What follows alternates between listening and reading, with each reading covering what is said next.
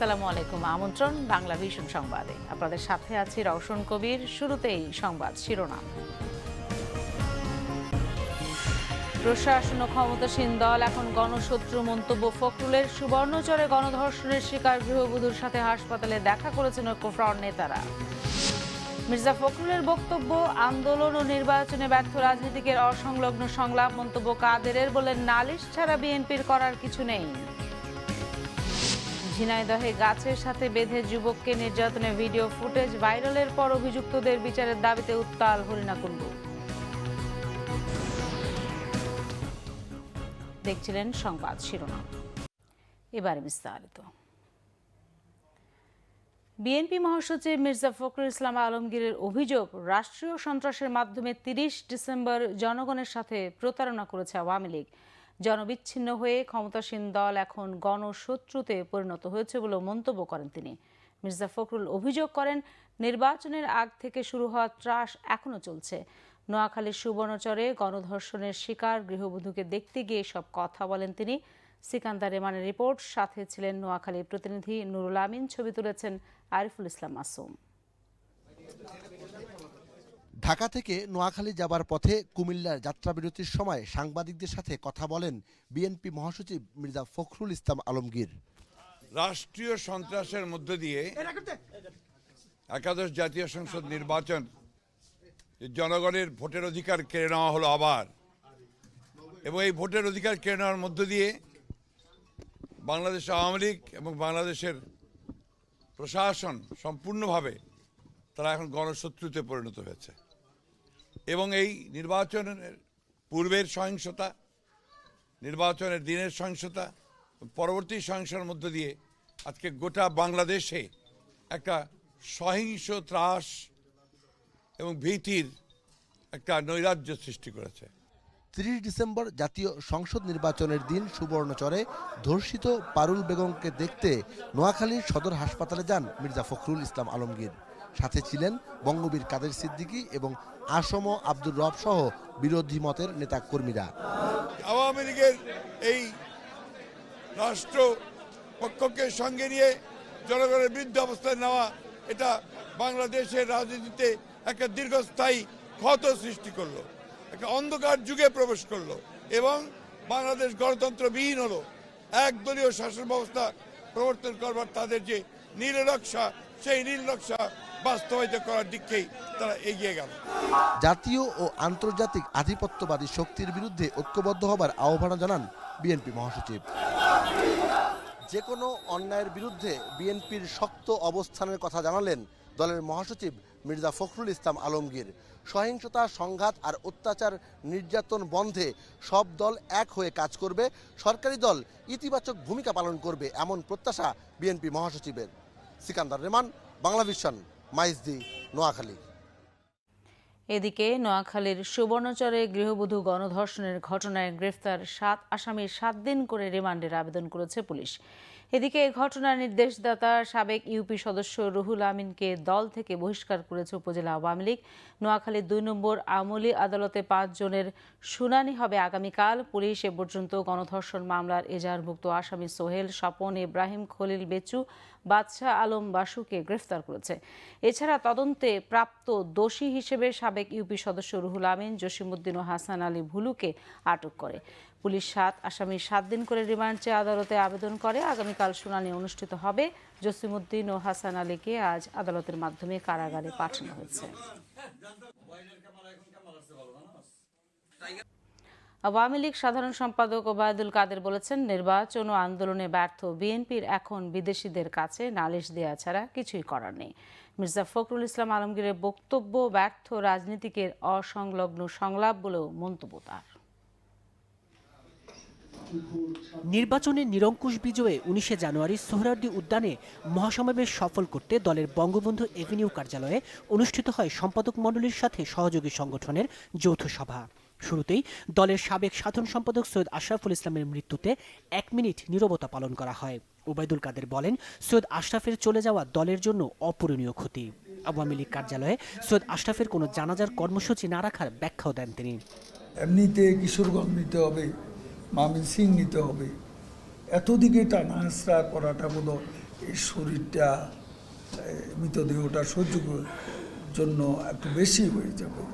সৈয়দ আশরাফেরই যিনি অভিভাবক রাজনীতি, সেই আমাদের নেত্রী এই প্রোগ্রামটা সাজিয়ে দিয়েছে এবং সেভাবেই আমরা প্রোগ্রামটা করতে যাচ্ছি। এখানে সৈয়দ আশরাফের প্রতি শ্রদ্ধার কোনো কমতি কারণে প্রতিকূল পরিস্থিতিতে মোটামুটি নিরপেক্ষ ও শান্তিপূর্ণ নির্বাচনের জন্য ইসিকে অভিনন্দন জানান আওয়ামী লীগ সাধারণ সম্পাদক। বলেন, দল ঐক্যবদ্ধ থাকায় নৌকার এই বিশাল জয়। আন্দোলনে ব্যর্থ, নির্বাচনে ব্যর্থ, এখন তাদের আর অবলম্বন কি আছে? নালিশ করা ছাড়া। দেশের লোকের কাছে তো অনেক বলেছে, এখন বিদেশিদের কাছে তারা নালিশ করে যাচ্ছে। তো সেটা তাদের পুরনো অভ্যেস, পুরনো অভ্যেসের পুনরাবৃত্তি হচ্ছে। এখানে আমাদের কি বলার আছে? আর মির্জা ফখরুল যেসব কথাবার্তা বলছেন, এটা আন্দোলন ও নির্বাচনে ব্যর্থ একজন ব্যর্থ রাজনীতিকের অসংলগ্ন সংগ্রাম। তাইমুর রশিদ, বাংলা ভিশন, ঢাকা। সন্ধ্যায় ঢাকায় আসবে আওয়ামী লীগ সাবেক সাধারণ সম্পাদক ও জনপ্রশাসন মন্ত্রী সৈয়দ আশরাফুল ইসলামের মরদেহ। শাহজালাল আন্তর্জাতিক বিমানবন্দরে মরদেহ গ্রহণ করবেন আওয়ামী লীগের সাধারণ সম্পাদক ওবায়দুল কাদের। বিমানবন্দর থেকে সৈয়দ আশরাফুল ইসলামের মরদেহ নিয়ে যাওয়া হবে তার বেইলি রোডের বাসায়। রাতে সিএমএইচের হিমঘরে রাখা হবে সৈয়দ আশরাফের মরদেহ। রবিবার সকাল 10টায় সংসদ ভবনে জানাজা শেষে মরদেহ নিয়ে যাওয়া হবে কিশোরগঞ্জের শোলাকে ঈদগাহে। সেখানে অনুষ্ঠিত হবে দ্বিতীয় নামাজে জানাজা। এরপর ময়মনসিংহ একটি জানাজা অনুষ্ঠিত হবার কথা রয়েছে। রবিবার বিকেলে রাজধানীর বনানী কবরস্থানে দাফন করা হবে আওয়ামী লীগের এই নেতার মরদেহ। বৃহস্পতিবার রাতে ব্যাংককের একটি হাসপাতালে শেষ নিঃশ্বাস ত্যাগ করেন সৈয়দ আশরাফুল ইসলাম। টিভি চুরির অপবাদে গাছের সাথে বেঁধে উল্টো করে এক যুবককে অমানবিকভাবে নির্যাতনের ভিডিও ফুটেজ ভাইরাল হওয়ার পর অভিযুক্তদের বিচারের দাবিতে উত্তাল ঝিনাইদহের হরিণাকুণ্ডু। ঘটনার মূল হোতা স্থানীয় আওয়ামী লীগ নেতা তুহিনকে গ্রেফতার করা হলেও বিচার নিয়ে সংশয় স্থানীয়রা। ঝিনাইদহ প্রতিনিধি আসিফ ইকবাল মাখনের রিপোর্ট।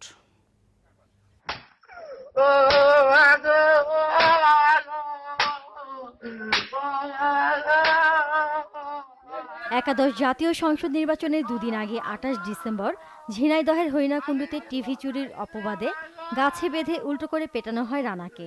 উপজেলার তাহের হুদা ইউনিয়নের শ্রীপুর গ্রামে ইউনিয়ন আওয়ামী লীগের নির্বাচনী অফিস থেকে টিভি চুরির অপবাদে অমানবিক নির্যাতন চালানো হয় যুবকটির ওপর। তাহের হুদা ইউনিয়ন আওয়ামী লীগের সাবেক সাধারণ সম্পাদক শাহিনুর রহমান তুহিনের নেতৃত্বেই চলে এই নির্যাতন। ঘটনার ভিডিও ভাইরাল হওয়ার পর এ নিয়ে এলাকায় ব্যাপক তোলপাড় হয়। ঘটনার পর থানায় যেতেই সাহস পায়নি ভুক্তভোগী পরিবারটি। ও মা গো, আমি কিছু জানি না, আমি নিইনি, আমি জানি নি, আমি আর মায়ের খাইতে পাচ্ছি না, আমার মাইরিও না, আর মাইরিও না। ও ভাই গো, তুহিনের বারে পা জড়ি ধরছে, ও ভাই গো, আর মাইরিও না, আমি নিইনি, তাও বাড়ি হচ্ছে। আর উপদোকান মানে 7 বার তুললো, 7 বার না বাইলো ডিপ করে। আমার হইলো 3 জনে নিজে আইডি মাইর ফেলতে আর মাইর ঠেকাই দিল না। এখন হচ্ছে আমাকে যেমন নি তুমি নিওস নাকি, ও বর্মাগো আমি তো নিইনি, ও বর্মাগো আমি তো নিইনি, আমি তুহিন ভাই টিভি আমি কোনোদিনই নিইনি। যে কাজটি অত্যন্ত বিচার হওয়া উচিত, আমি তার বিচার চাচ্ছি। আমি চেয়ারম্যান হিসাবে আমার নিজ ইউনিয়নের বিষয়, আমার পাশের গ্রাম হিসাবে আমি চাচ্ছি এর কঠিন বিচার হোক। চুরির অপরাধে রানাকে হালকা মার দেয়া হয়েছে বলে গ্রেফতারের আগে জানিয়েছেন আওয়ামী লীগ নেতা তুহিন। পার্টি অফিস দলের ছেলে পিলে ধরেন সবাই এই ব্যাপারে ইন্টারেস্টেড হয়ে একটু জিজ্ঞেস করছে। এই শারীরিক নির্যাতন করেছে, শারীরিক একটু মারধর হয়েছে, গাছে ঝুলাই, গাছে ওই পরে হুমকি যে বাইন্দে যাতে স্বীকারোক্তিরা দেয় আর কি। ঘটনার 5 দিন পর রানার বাবা ওমর আলী মামলা করেন হরিণাকুণ্ডু থানায়। তুহিনকে প্রধান আসামি করে 4 জনের নাম উল্লেখ করা হয় মামলায়। রাতেই পুলিশ গ্রেফতার করে প্রধান আসামি তুহিনকে। ঘটনা তদন্ত করে ব্যবস্থা নেয়ার আশ্বাস দিয়েছে পুলিশ। এবং যে কাজটি করেছে সেটা আসলে অমানবিক, এই কাজটি যেই করেছে তা করা ঠিক হয় নাই, তার বিরুদ্ধে আমরা প্রয়োজনীয় ব্যবস্থা গ্রহণ করব। ঘটনার সুষ্ঠু বিচার চান নির্যাতিত রানার স্বজন ও এলাকাবাসী। Bangla vision news desk. নিচ্ছে সিবিসি টাইলস সংবাদ বিরতির সাথেই থাকুন, ফিরে এসে থাকছে। শৈত্যপ্রবাহ জেঁকে বসেছে উত্তরের জেলাগুলোতে, বাড়ছে ঠান্ডাজনিত রোগ, বিপাকে ছিন্নমূল পরিবারের শিশু ও বৃদ্ধরা। সিরাজগঞ্জে বঙ্গবন্ধু সেতুর পশ্চিম সংযোগ মহাসড়কে ট্রাক পিকআপ সংঘর্ষে 3 জন নিহত।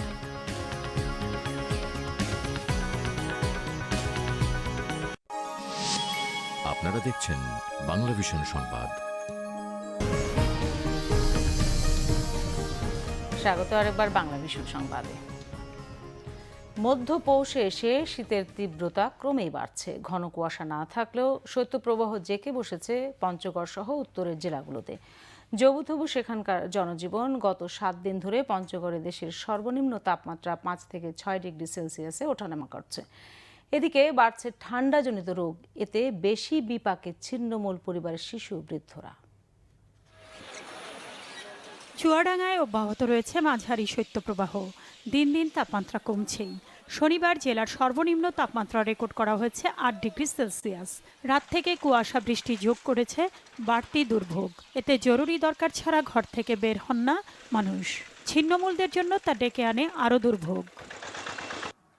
শীত বেশি নেমেছে উত্তরের জেলা লালমনিরহাটে। শীতবস্ত্রের অভাবে কনকনে ঠান্ডায় বিপাকে শ্রমজীবী মানুষ। রাতভর ঘন কুয়াশার পর সকালে যোগ হয়েছে কনকনে শীত। ঠান্ডায় বাসি না, খুব কনকনা ঠান্ডা লালমনিরহাটে। কম্বল নাই, কিছু নাই, কি গায়ে দেই, কি বস্ত্র গায়ে দেই। দুস্থ মানুষের মধ্যে স্থানীয় প্রশাসন কিছু শীতবস্ত্র বিতরণ করলেও প্রয়োজনের তুলনায় তা অপ্রতুল। আমরা মোটামুটি অব্যাহত রেখেছি আমাদের যে বিতরণ কার্যক্রম, এবং আমরা আবারও চাহিদা প্রেরণ করেছি বিশেষ করে শিশুদের জন্য সোয়েটার এবং জ্যাকেট।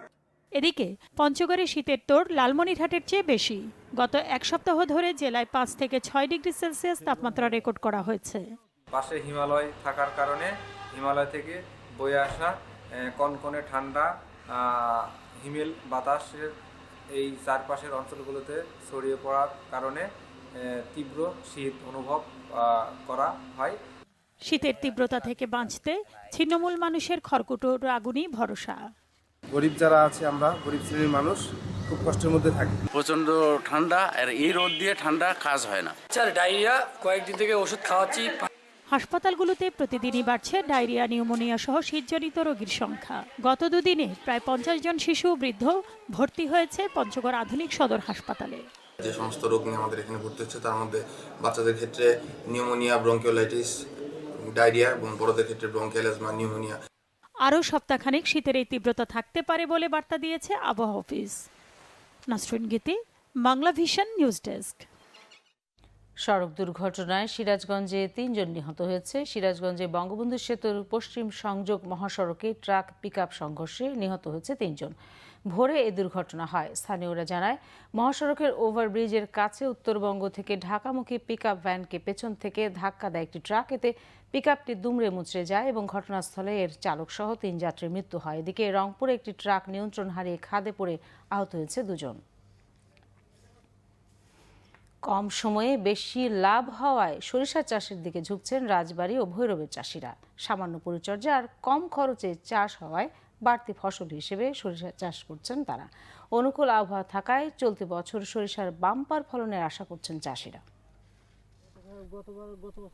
রাজবাড়ীর ফসলি জমিগুলোতে এখন যেন হলুদ চাদর বিছানো। ফুলে ফুলে ভরে উঠেছে সরিষার ক্ষেত। আমন ধান কাটার পর কয়েক মাসের জন্য পরিত্যক্ত কৃষি জমিতে অতিরিক্ত ফসল হিসেবে সরিষার চাষ করে লাভবান হচ্ছেন জেলার কৃষকরা। লাভবান বেশি হয়েছি দেখে এবার 20 ভাগই করছি, আরো ভবিষ্যৎ বেশি করব। লস নাই, সবাই লাভবান। এই আবহাওয়ার কারণে আমরা খুব ভালো ফলন পাবো। কৃষি বিভাগ জানিয়েছে জেলায় সরিষার চাষ বাড়ছে। চলতি মৌসুমে চাষ হয়েছে গত বছরের চেয়ে 200 হেক্টর বেশি জমিতে। সরিষা পরিচর্যার ক্ষেত্রে মাঠপর্যায়ে যে আমাদের উপসহকারী কৃষি কর্মকর্তা যারা আছেন তারা নিয়মিত পরামর্শ প্রদান করে থাকেন। এদিকে কিশোরগঞ্জের ভৈরবেও কৃষকদের মাঝে ব্যাপক সাড়া জাগিয়েছে সরিষার চাষ। হলুদে ছেয়ে আছে মাঠের পর মাঠ। লাভজনক ফসল, 2 থেকে 3টা শ্বাস দিলে সরিষা হয়ে যায়। প্রতি কানিতে আপনার 4 থেকে 5 মণ সরিষা হয়। 1600-1500 এমন বিছুন যা সরিষা ওটার সময় যদি বাজার যাত্রা আমরা পাইতাম, এখন তো 2000 টাকার উপর আছে, 2200-2300। আমরা বিক্রির সময় 12 থেকে 1400-1500, অতিরিক্ত হলে 1500। 90 দিনের ফসল কি এটা, 90 দিন পরে আমরা আবার এটার মধ্যে ধান বানিয়ে দিলে আমরা খরচটা কম পড়ে, ওই সারেই চলে যায়। চাষও আগের চাষেই হয়, 2টা সার দিলেই চলে ধানের। কৃষি বিভাগ জানিয়েছে চাষিদের সহযোগিতা দিয়ে যাচ্ছেন তারা। আবহাওয়া ভালো থাকলে এবার সরিষার বাম্পার ফলনের আশা তাদের। সরিষার ফলন যদি বৃদ্ধি করা যায় তাহলে আমাদের যে সয়াবিন তেল, ভোজ্য তেল যেটা, তার উপরে অনেকটা চাপ কমবে এবং আমাদের ইম্পোর্ট করতে যে অর্থনৈতিক এটা খরচ বেশি হয় সেটাও কমে আসবে। বাংলাদেশের ভোজ্য তেলের প্রায় 60% আসে সরিষার তেল থেকে এবং এটিই ভোজ্য তেলের প্রধান ফসল। Banglavision news desk. কক্সবাজারের টেকনাফে 2 জনের গুলিবিদ্ধ লাশ উদ্ধার করেছে পুলিশ। নিহতরা উনসিপ্রাং পুটিবনিয়া ক্যাম্পের বাসিন্দা খায়রুল আমিন ও আব্দুল্লাহ বলে শনাক্ত করেছেন স্বজনরা। তারা মাদক ব্যবসায়ী ও মিয়ানমারের নাগরিক বলে জানিয়েছে স্থানীয়রা। সকালে টেকনাফ সদর ইউনিয়নের মিঠা পানি ছড়ার টেকনাফ কক্সবাজার মেরিন ড্রাইভ সড়ক সংলগ্ন এলাকা থেকে লাশ দুটি উদ্ধার করা হয়। পুলিশ জানায় 2 জনের শরীরে গুলির চিহ্ন রয়েছে। ঘটনাস্থল থেকে উদ্ধার করা হয়েছে 10,000 পিস ইয়াবা পাচার নিয়ে দুপক্ষের গুলি বিনিময়ে তারা নিহত হয়েছে বলে ধারণা পুলিশের। ডাক প্লেগে লালমনিরহাটে মোড়ে উজাড় হচ্ছে খামার আর কৃষকের বাড়ির হাঁস। এতে বাধা পড়ছে শিক্ষিত বেকারদের স্বাবলম্বী হওয়ার যাত্রা। পরিস্থিতি মোকাবেলায় অসহযোগিতার অভিযোগ উঠেছে স্থানীয় প্রাণী সম্পদ অফিসের বিরুদ্ধে। হাতীবান্ধা উপজেলার দক্ষিণ গড্ডিমারি গ্রামের বেকার যুবক আসাদুজ্জামান রানা ও শাহজহুরুল হক মিঠু স্বাবলম্বী হতে এনজিও ঋণ আর স্বজনদের থেকে ধারের টাকায় গড়েছিলেন হাঁসের খামার। দেখছিলেন স্বাবলম্বী হওয়ার স্বপ্ন, কিন্তু খামারে ডাক প্লেগের হানায় এখন সব বরবাদ হতে বসেছে। ব্যবসায় নামার 7 মাস পর ডিম উৎপাদন শুরুর মুহূর্তে খামারে ছড়িয়ে পড়ে হাঁসের মরণব্যাধি ডাক প্লেগ। 4,000 হাঁসের মধ্যে মরে গেছে 1500-এরও বেশি। আমি যে বাচ্চাগুলো নিয়ে এসেছি এটা 2টা জাত আছে, একটা জেল্ডিং জাত আর একটা হলো আপনার খাকি ক্যামেল। এটা টানা ডিম 1.5 বছর ডিম দেওয়ার কথা, 1,03,000-এর মতো ক্ষতি হচ্ছে। রোগটা এটা হওয়ার কারণে আমি খুব একটা ক্ষতিগ্রস্ত বা আপসেট হয়ে পড়ছি। দিশেহারা হলেও আশা ছাড়ছেন না 2 যুবক। বাদবাকি হাঁসগুলো নিয়েই এগুতে চান তারা। আমাদের এই ডিস্ট্রিক্টে হ্যাচারি নাই, আমাদের হাঁসের বাচ্চা মুরগির বাচ্চা এগুলো নিয়ে আসতে হয় অনেক দূর থেকে। তা আমাদের ছিল যে হ্যাচারি তৈরি করি, হাঁসের বাচ্চা মুরগির বাচ্চা এগুলো আমরা তৈরি এখানেই ফুটাবো। পাশাপাশি 8-10 জন স্বাবলম্বী হবে। এটা যে কাজ করি আমাদের যে টাকাটা আমি পাই সেটাতে আমাদের সংসার চলে যায়। ডাক প্লেগের ভয়াবহতা ব্যাখ্যা করে জেলা প্রাণী সম্পদ অফিসের কর্মকর্তার দাবি, চাহিদা মতোই ভ্যাকসিন সরবরাহ রয়েছে। এটা সাধারণত 28 দিনের পরে প্রথম ডোজ দিতে হয়, তারপর 1 মাস পরে একটা ডোজ দিয়ে পরবর্তীতে 6 মাস পর পর এটা একটা টিকা ভ্যাকসিন ডাক প্লেগ দিতে হয়। দিলে পরে এইটা হয় না। ডাক প্লেগ ভ্যাকসিন সরবরাহ বাড়িয়ে অনাকাঙ্ক্ষিত দুর্দশা থেকে মুক্তির কার্যকর উদ্যোগ চান লালমনিরহাটের খামারি ও কৃষকরা। Banglavision news desk. এবারে দেশের বিভিন্ন জায়গার আরও কিছু খবর নিয়ে রয়েছে একটি ডেস্ক রিপোর্ট। আনসার ও গ্রাম প্রতিরক্ষা বাহিনীর মহাসচিব মেজর জেনারেল কাজী শরীফ কায়কোবাদ বলেছেন, নির্বাচনী সহিংসতায় আনসার বাহিনীর যেসব সদস্য প্রাণ দিয়েছেন তাদের পরিবারের কারো চাকরির বয়স থাকলে চাকরি দেয়া হবে এবং ক্ষতিগ্রস্ত পরিবারকে সারা জীবন ভাতা দেয়া হবে। সকালে গাজীপুরে আনসার বাহিনীর 39তম প্রতিষ্ঠা বার্ষিকীতে তিনি একথা বলেন। নড়াইল 2 আসনের সংসদ সদস্য ও বাংলাদেশ জাতীয় ক্রিকেট দলের ওয়ানডে অধিনায়ক মাশরাফি বিন মুর্তজাকে মন্ত্রী করার দাবিতে নড়াইলে মানববন্ধন হয়েছে। সকালে জেলা প্রেস ক্লাবের সামনে আয়োজিত এক মানববন্ধনে স্থানীয়রা এ দাবি করেন। এদিকে সাতক্ষীরা 4 আসনের এমপি SM জগলুল হায়দারকে মন্ত্রী করার দাবিতে সংবাদ সম্মেলন করেছে স্থানীয়রা। দুপুরে জেলা প্রেস ক্লাবে নাগরিক সমাজের ব্যানারে আয়োজিত এক অনুষ্ঠানে তারা এ দাবি জানান।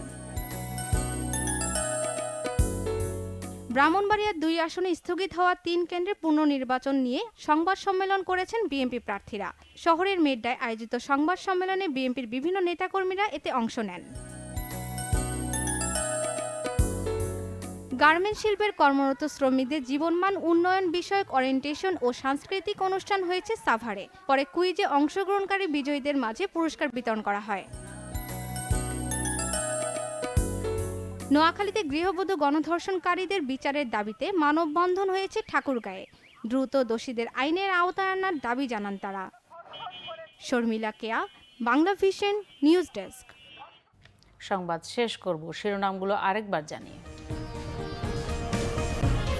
প্রশাসন ও ক্ষমতাসীন দল এখন গণশত্রু, মন্তব্য ফখরুলের। সুবর্ণচরের গণধর্ষণের শিকার গৃহবধূর সাথে হাসপাতালে দেখা করেছেন ঐক্যফ্রন্ট নেতারা। মির্জা ফখরুলের বক্তব্য, আন্দোলন ও নির্বাচনে ব্যর্থ রাজনীতিকের অসংলগ্ন সংলাপ। মন্তব্য কাদেরের, বললেন নালিশ ছাড়া বিএনপির করার কিছু নেই। ঝিনাইদহে গাছের সাথে বেঁধে যুবককে নির্যাতনের ভিডিও ফুটেজ ভাইরালের পর অভিযুক্তদের বিচারের দাবিতে উত্তাল হরিণাকুণ্ড। এই ছিল এখনকার মতো। পরের সংবাদ সন্ধ্যা 7:30। এর আগে 6টায় রয়েছে নিউজ টপ 10 দেখার আমন্ত্রণ রইল। এছাড়া ফেসবুকে বাংলা ভিশন সংবাদ সরাসরি দেখতে লগ ইন করতে পারেন facebook.com/বাংলাভিশনে। ধন্যবাদ সবাইকে এতক্ষণ সাথে থাকার জন্য।